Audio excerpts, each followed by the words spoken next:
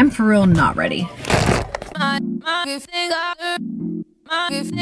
Quick disclaimer though, before we get this video started, y'all need to stay safe, use Purell, stay clean as much as you can. I know that sounds like the weirdest thing ever, but just stay home, stay as far away from like huge crowds. Coronavirus is nothing to be joked with, okay? This girl that I go to school with was just like, dude, school's really canceled, and I'm like, yeah, for real, like it's that bad. Basically, this video is about to be about some funny but before I do this, I gotta do this. It'd be real disrespectful to make a whole Ethiopian video and not have my lips lined. Speaking of which, I just posted on my Instagram story and said, if anyone wants me to do a Ethiopian inspired tutorial, to let me know, because I've really been getting into my roots when it comes to makeup. So I mean, I'm gonna go straight into it. The tweet I wanted to show you is this. So it says, when an Habesha says 5 minutes, you can go ahead and take a nap. Which is such facts. So here's what I say to people when I'm getting ready. I'm like, okay, if I say 5 minutes, I think I tweeted about this somewhere. Let me find my funny Habesha tweet. I'm dead. So this is what I said on Twitter. I said, every time I give you an ETA, double it and add 5 minutes. For real, if I'm like 15 minutes, it's gonna be 35, yo. It really is. There's always, give me that 5 minute wiggle room too. Like double it, but you gotta add 5, cause girl traffic, or is it me? I don't know. So the next tweet I wanted to show you guys says, Habeshas wash their dishes with their hands even when the dishwasher is available. Someone explain this. I saw that one, and yeah, Tunisians do that too.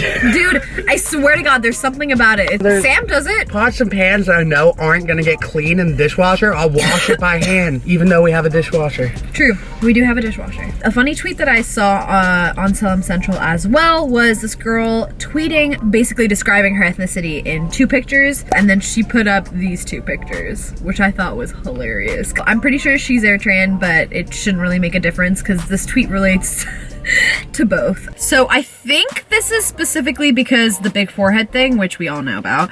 Personally, I don't know if I have like a big forehead. Do you think I have a big forehead?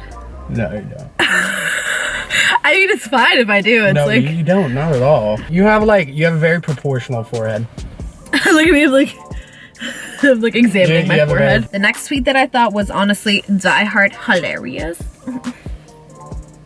Not. I think I'm so funny sometimes. So the next tweet that I thought was actually kind of funny, I think it's supposed to be one of those like nobody and then someone says kind of thing, but it says who, and it says no cure for coronavirus, and then it says Habesha parent, try garlic. I thought that was so funny because growing up my mom would always be like, okay, you're gonna drink some garlic with milk and some honey in there, and I literally hated milk. Well, not milk.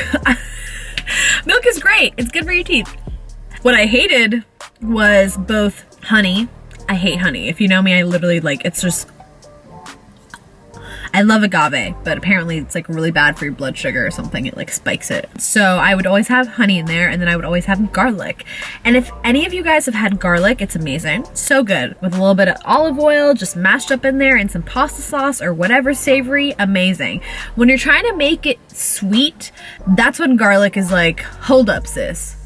No. And my mom would always be like, okay, garlic, milk, honey, routinely when I had a cold or anything like that. And it was just like the worst thing ever growing up. I remember being like, so not down for that. So another tweet that's really funny, you guys, is this one that says, Habesha moms got no chill, man. They be dissing you in front of your friends, which is such fact. My mom just doesn't have any shame. So like, she'll call up my friends in front of their own parents. Like she'll be like, how are you doing this wrong? And like in front of their parents, and their parents will be like, can you not parent my child? Like that's the type of vibe. She'll call me out in front of my friends or their parents or anyone. A lot of my friends are similar to like my family. Like they're very close to us. So it's like, she just kind of treats all my friends as, not as her own daughter, but like as someone she cares about, so she's gonna give them advice, you know? Ignore the fact that the trunk is open. Again, I'm telling you guys, we are helping Sophie move in, and I'm trying to be productive and make this video simultaneously because I can't really do anything up there. I can just sit in this car. So yeah, this tweet that I thought was hilarious, it says, why do Habesha parents take 3 hours to say bye? Right when you think you're going, they have another conversation. Which I thought was funny. When I was in the Bay recently, I was just thinking about this because I was really tired. I'm pretty sure I had a flight the next morning, and I was staying at my cousin's house, and he's great. And I was staying with him and his kids and just spending time with family. And we went to dinner, and they weren't even Habesha. The family that we went to, I think they were French, but because my cousin and my family's Habesha, we stayed there like way past what we thought we were going to. We were supposed to definitely leave by like 10, and we left by like midnight for sure, or like 11:30 at least. Dinner was great, but it was just like super funny because I was like, we gotta go. And they were like, yeah, we're leaving. And like, we get up to leave, put on our shoes and stuff, and it was just like a whole other conversation would break out. It's just how it goes up in here in the Habesha community. If you can relate, give this video a thumbs up. This next tweet, you guys, says that one person essentially says, you don't look Habesha, and then the bottom part of the tweet says, sorry, I forgot my jabana and Gabby at home, which is hilarious because I'm gonna insert a photo of me like 2 days ago where I made coffee with a jabana, and I was wearing not a gabi, but like, you know, basically Ethiopian clothes, which is made out of that material. A lot of hand gestures going on right here. Okay, Salam Central tweeted and goes, if you don't have a half-sliced lemon in your fridge, you're not Habesha. And I think that's so funny, because if it's not wrapped in saran wrap either, you're definitely not Habesha, because that's just the Habesha way, man. We like use half lemons or half limes and just throw them back in the fridge and, you know, use them. And like, that's just like a trait to be Habesha. Yeah, guys, this next tweet hits home real hard. So this one says, as an Habesha, you're told that you're too skinny or too fat. Like, what's the ideal weight? And I resonate to that so much because I recently got diagnosed with like a spinal disorder, which I can go more into in like another video if like that's something people want to hear about. I got diagnosed with that recently, and so it's been really hard to like do things, and like when you're not able to move the way you want to, I mean, your body either gains weight or loses weight. It really depends on like how your body works. I've recently gained a little bit of weight, which I think is perfectly fine. I think that like gaining weight, losing weight is just a part of life. Like, you're constantly gonna gain weight at some point or lose weight or whatever. And so yeah, that's why I like somebody's comment down here, and they said the ideal is to exist, and I'm like, for real, because I mean, there's nothing else we could do. And a lot of Habesha parents, not even your own, will come up to you and be like, wafash or anash. Wafash is, if you've heard that sentence before, let me know, because relatable. Okay, so this next tweet, relatable. Oh, the one that says, I can't wait to tell my kids that they can't experience sleepovers. If I couldn't experience it, neither can they.